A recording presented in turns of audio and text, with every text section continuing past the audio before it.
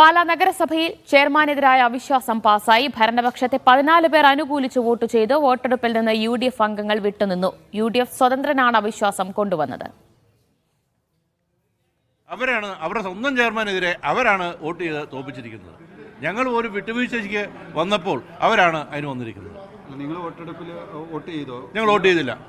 അതുകൊണ്ട് ഞങ്ങൾ അതിനെ സപ്പോർട്ട് ചെയ്യാതെ ഞങ്ങൾ പ്രസ് ചെയ്തില്ല. പേരെന്ന് പറയാം. എൻ്റെ പേര് ജിമ്മി ജോസഫ്. ഞാനാണ് അവിശ്വാസ പ്രമേയം കൊടുത്തത്. ഞങ്ങൾക്ക് എന്താ വേണ്ടത്? ഞങ്ങൾ UDF സപ്പോർട്ട് ചെയ്തല്ലേ ഇപ്പോൾ LDF നിൽക്കുന്നത്. UDF കൂടെയല്ലേ നിൽക്കുന്നത്. അതാണ് ഞങ്ങളുടെ ആവശ്യം. പിന്നെ ഞങ്ങൾക്ക് നാടിൻ്റെ വികസനം 3 മാസം 4 മാസം 5 മാസം കൂടുമ്പോൾ ഓരോ ചെയർമാന്മാരെ മാറ്റിയിട്ട് ഈ മുനിസിപ്പാലിറ്റിയിൽ ഒരു ഭരണവും നടക്കുന്നില്ല. നിങ്ങൾക്ക് ഇവിടെ നോക്കിയാൽ കാണാം എത്ര മഹത്തരരായിട്ടുള്ള ആളുകൾ ഭരിച്ച മുനിസിപ്പാലിറ്റിയാണ്. തനത് ഫണ്ട് ഇഷ്ടം പോലെ ഉണ്ടായിരുന്നു. ഇപ്പോൾ ഒരു പോസ്റ്റ് മാറിയിടാൻ പോലും പൈസ ഇല്ലാത്ത പാലാ മുനിസിപ്പാലിറ്റി അത്രയും ദാരിദ്ര്യത്തിലാണ്. അതിൽ നിന്ന് മാറ്റം വരണമെന്നും ജനങ്ങൾക്ക് അതിൻ്റെ നേട്ടമുണ്ടാകണമെന്നും വെച്ചിട്ടാണ് ഞങ്ങൾ ഇതിന് മുന്നിട്ടിറങ്ങിയത്. ഇത് കൊണ്ടുവന്നത് വിട്ടു നിൽക്കാൻ വേണ്ടിയിട്ടുള്ള ആ ട്വിസ്റ്റ് ഉണ്ടാകും. നിങ്ങൾ മനഃപൂർവ്വമായിട്ട് ഈ ആശുപത്രിക്കാരൻ കാണുമ്പോൾ ഈ അവിശ്വാസമയം വന്നതാണ് എൻ്റെ ധാരണ. പുള്ളി ഇവർ കൊണ്ടുവന്ന അദ്ദേഹത്തിന് അവിശ്വാസം കൊണ്ടുവന്നാണ് പുള്ളിക്ക് ആശുപത്രിക്കാരൻ്റെ കാരണമുള്ളത്. അല്ലാതെ അതും ഇതാണെന്ന് പറഞ്ഞൊരു കാര്യമുണ്ടോ? അതും വ്യക്തമായിട്ട് നമ്മൾ LDF ഒറ്റക്കെട്ടായിട്ട് പറഞ്ഞു. അദ്ദേഹം ഒരു വാക്ക് അയക്കാത്തൊരു സ്റ്റേജ് വന്നപ്പോൾ അത് മുതലാക്കാൻ വേണ്ടി പ്രതിപക്ഷം കൊണ്ടുവന്നൊരു സംഭവമായിരുന്നു. പക്ഷേ നമ്മൾ ഇന്നും പൂർണ്ണമായിട്ടും അദ്ദേഹത്തിനോട് വേറെ യാതൊരു വിധവുമില്ല. നമ്മൾ കഴിഞ്ഞ ദിവസം ഇന്നലെയാണെങ്കിൽ പോലും 14 പേര് ഒപ്പിട്ട് കൊടുത്തു. സിജോ വർഗീസ് വിവരങ്ങൾ നൽകും. സിജോ, UDF വിട്ടുനിന്നെങ്കിലും കാണുമ്പോൾ ഈ അവിശ്വാസമയം വന്നതാണ് എൻ്റെ ധാരണ. പുള്ളി ഇവർ കൊണ്ടുവന്ന അദ്ദേഹത്തിന് അവിശ്വാസം കൊണ്ടുവന്നാണ് പുള്ളിക്ക് ആശുപത്രിക്കാരൻ്റെ കാരണമുള്ളത്. അല്ലാതെ അതും ഇതാണെന്ന് പറഞ്ഞൊരു കാര്യമുണ്ടോ? അതും വ്യക്തമായിട്ട് നമ്മൾ LDF ഒറ്റക്കെട്ടായിട്ട് പറഞ്ഞു. അദ്ദേഹം ഒരു വാക്ക് അയക്കാത്തൊരു സ്റ്റേജ് വന്നപ്പോൾ അത് മുതലാക്കാൻ വേണ്ടി പ്രതിപക്ഷം കൊണ്ടുവന്നൊരു സംഭവമായിരുന്നു. പക്ഷേ നമ്മൾ ഇന്നും പൂർണ്ണമായിട്ടും അദ്ദേഹത്തിനോട് വേറെ യാതൊരു വിധവുമില്ല. നമ്മൾ കഴിഞ്ഞ ദിവസം ഇന്നലെയാണെങ്കിൽ പോലും 14 പേര് ഒപ്പിട്ട് കൊടുത്തു.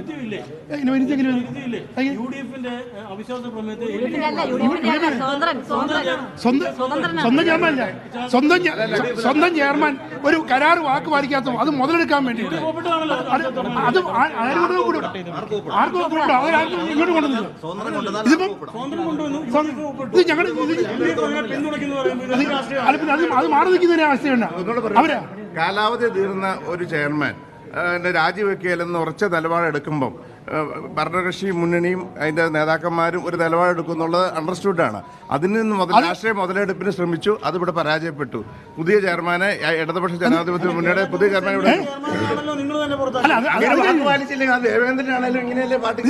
പാർട്ടി സെറ്റ് പോകണം, അതേ ഉള്ളൂ. പക്ഷെ അത് മുതലാക്കാൻ വന്ന പിന്നെ അവരെന്തുകൊണ്ട് വോട്ട് ചെയ്യാൻ? ഇതൊരു രാഷ്ട്രീയ ധാർമ്മികതയാണോ? ഇങ്ങനെ സ്വന്തം ചെയർമാൻ സ്വന്തം പാർട്ടിക്കാരനെ പുറത്താക്കണമെന്ന് ആവശ്യപ്പെടാം. സംഘടനാപരമായ നടപടികളിലേക്ക് കൗൺസിൽ ഹാളിൽ അല്ലെങ്കിൽ ഒരു ഫ്ലോറിൽ ഇങ്ങനെയാണോ? അല്ല, ഫ്ലോറിൽ അല്ല. പിന്നെ മക്കളില്ലേ, നമുക്ക് ന്യായമുണ്ട് അതിന്. ഒരു പാർട്ടിയുടെ നിബന്ധനകളും ചട്ടങ്ങളും ചട്ടക്കൂടിലായിരിക്കട്ടെ ഏത് നേതാവും. ചിഹ്നവും പാർട്ടിയില്ലാതെ ഒരാൾ നേതാവും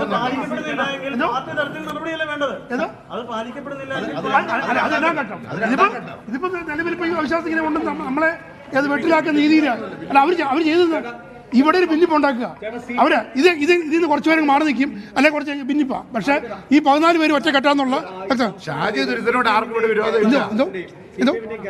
സംസ്ഥാന ജില്ലാ നേതൃത്വങ്ങൾ ഒരു സ്വാതന്ത്ര്യം കൊണ്ടിരുന്ന പ്രാവശ്യം ഞങ്ങൾ കൗൺസിലേഴ്സ് മാത്രം ചിന്തിച്ചാൽ മതിയല്ലോ. അതിനകത്ത് വേറെ കാര്യമില്ലോ. സ്വാതന്ത്ര്യം കൊണ്ടിരുന്ന ആവശ്യ സമയത്ത് കാണുമല്ലോ. പാർട്ടി ഉണ്ട് ഒറ്റക്കെട്ടല്ലേ ഇവിടെ. LDF ഒറ്റക്കെട്ടാ. കേരള കൗൺസിലിന്റെ ചെയർമാനാണ്. അറിഞ്ഞിരുന്നു. എല്ലാവർക്കും അറിയാം. എല്ലാവരും ബോധ്യപ്പെടുത്തിയ ഈ പറഞ്ഞ പോലെ സമയം കൊടുത്തിരുന്നു. ഇന്ന് 11 മണി വരെ. അതൊക്കെ അത് പാലിക്കാത്തത് കൊണ്ടാണ് ഇങ്ങനെ സംഭവത്തോട്ട് ഇങ്ങനെ വന്നത്. പക്ഷേ ഇതിന് എന്തോ അത് വന്നിരിക്കും. ഒറ്റ നമ്മുടെ LDF 14 പേര് ഒറ്റക്കെട്ടായില്ലേ ഇരിക്കുന്നത്. ഇതിൽ ഭിന്നിപ്പ് വന്നാലാണ് അത് പാർട്ടിയാണ്. ഞങ്ങളുടെ കൂടെ ഉള്ള ആളാണ്. ഇതാണ് അത് പാർട്ടിയുടെ കാര്യത്തിലാണ്. അടുത്ത എന്തോ നാണക്കേട് വരുന്നത് അവിശ്വാസം കൊണ്ടുവന്ന ഒരു അവിശ്വാസത്തിൽ ഒപ്പിടാൻ മാറി നിൽക്കുന്ന കേരള ചരിത്രത്തിൽ ആദ്യം സംഭവമായിരിക്കും. ഒരാൾ അവിശ്വാസം കൊണ്ട് പറയാം ഞങ്ങൾക്ക് ഇപ്പോൾ എന്നെ കാരണം പറഞ്ഞില്ല, പുള്ളി ഇന്ന് വന്നിട്ടില്ല അത് അവർ പറഞ്ഞ കാരണം. അല്ല ഇത് വരും, ഇത് വലത്ത് നടക്കുന്നത് ഇതിപ്പോ ഒരു ആറാമത് UDF അല്ലേ നിങ്ങൾ വീണ്ടും UDF ആവുക, ഇതൊരു LDF അല്ല അതെ കാര്യമല്ലോ ഉണ്ടോ അല്ല UDF സഹോദരൻ അവർ ഉണ്ണാനും ഊട്ടിക്കാനും അതുകൊണ്ട് വിശ്വാസം കൊണ്ടുവരുമ്പോൾ നിങ്ങൾക്ക് അതിനകത്ത് ഈ പങ്കെടുക്കുക എന്നുള്ളതിനപ്പുറത്തേക്ക് നടക്കാതിരിക്കാനുള്ള സംബന്ധിച്ചൊന്നും എങ്ങനെ ഈ അവിശ്വാസത്തിൽ നിങ്ങൾ അവിശ്വാസം നടക്കാതിരിക്കുന്നത് എങ്ങനെ? അതല്ല ഈ അവിശ്വാസത്തിന്റെ പ്രസക്തികൾ ഇത് കരാർ പ്രകാരം ഒരിക്കലും അവിശ്വാസം കൊണ്ടുവന്ന 6 മാസം കഴിഞ്ഞ് ഇവിടെ കൊണ്ടുവരാൻ പറ്റുള്ളൂ. അത് കാണിക്കാനാണ് മനഃപൂർവ്വമായിട്ട് ഒരു കളിച്ചത്. കരാർ പ്രകാരം എല്ലാവർക്കും അറിയാം പാലാ നഗരസഭയിലെ പാലാ നഗരസഭയിലെ LDFന്റെ പദ്ധതി സ്ഥാനമാനങ്ങൾ സംബന്ധിച്ച് വ്യക്തമായ ധാരണ ഉണ്ടായിരുന്നു. ആ വ്യക്തമായ ധാരണ പ്രകാരം എല്ലാവരും കൃത്യസമയത്ത് രാജിവെച്ചിട്ടുണ്ട്. അതുപോലെ തന്നെ പാലാക്കാർക്കും കേരളത്തിലും മുഴുവൻ അറിയാം ഫെബ്രുവരി 2 ഈ മുനിസിപ്പൽ ചെയർമാൻ രാജിവെക്കേണ്ടതാണ്. അപ്പോൾ സ്വാഭാവികമായിട്ടും എന്താ പ്രതിപക്ഷത്തിന് ഈ പറഞ്ഞ രീതി ഇദ്ദേഹത്തോട് ഭരണപരമായ കാര്യങ്ങൾ അവിശ്വാസം ഉണ്ടായിരുന്നെങ്കിൽ ഒരു 6 മാസം മുമ്പ് അവിശ്വാസം കൊടുക്കണ്ടായിരുന്നോ? കൊടുത്തില്ല. എന്തുകൊണ്ടാണ് ഇദ്ദേഹം രാജിവെക്കുന്ന ഒരാഴ്ചയ്ക്ക് മുമ്പ് അദ്ദേഹം കൊടുക്കാൻ കാരണം എന്താ? ആ കൊടുക്കാൻ കാരണം എന്താണെന്ന് ചോദിച്ചാൽ അദ്ദേഹത്തെ നിലനിർത്തുക. കാരണം അവർക്ക് 9 പേരേ ഉള്ളൂ. അവിശ്വാസം പാസ്സാകണേ 14 പേര് വേണം. ആ 14 പേര് കിട്ടിയാലാത്തതുകൊണ്ട് അവിശ്വാസം പാസ്സാകില്ലെന്നും അങ്ങനെ അദ്ദേഹത്തെ ആ സ്ഥാനത്ത് നിലനിർത്തുക എന്ന് വരുന്ന അവരുടെ ഉദ്ദേശം. കാരണം അങ്ങനെ നിലനിർത്തിയാൽ പിന്നീട് 6 മാസം കഴിഞ്ഞ് അവിശ്വാസം കൊണ്ടിരുത്തുള്ളൂ. ആ യാഥാർത്ഥ്യമുള്ളത് കൊണ്ട് അദ്ദേഹത്തെ ഈ അങ്ങനെ രീതി ഉപയോഗിച്ചുകൊണ്ട് ഈ ഭരണകക്ഷിയിൽ ഒരു ഭിന്നത ഉണ്ടാക്കുക. പക്ഷേ നിങ്ങളൊരു കാര്യം മനസ്സിലാക്കുക, ഒറ്റക്കെട്ട CPM CPI 9 10 എല്ലാ 14 കൗൺസിലർമാർ ഒറ്റക്കെട്ട. ഒന്ന് ആലോചിച്ച് നോക്കി എവിടെയെങ്കിലും ഉണ്ടോ? അല്ലെങ്കിൽ സാധാരണ ഒരു അവിശ്വാസം വരുമ്പോൾ ആരെങ്കിലും 1-2 പേര് അപ്പുറം കാണും? ഇല്ലല്ലോ. ആ യാഥാർത്ഥ്യം പിന്നെ ഇതിനകത്ത് ഏറ്റവും വലിയ നിങ്ങൾ മനസ്സിലാക്കേണ്ട കാര്യമില്ല. 9 പേരാ അവിശ്വാസം. സിജോ വർഗീസ് വിവരങ്ങൾ നൽകും. സിജോ, പാലായിൽ സ്വന്തം ചെയർമാനെ പുറത്താക്കിയതിനെ കേരള കോൺഗ്രസ് എം എങ്ങനെയാണ് ന്യായീകരിക്കുന്നത്? ഭരണകക്ഷിയിൽ നിന്ന് എത്ര പേരാണ് അവിശ്വാസത്തെ പിന്തുണച്ചത്?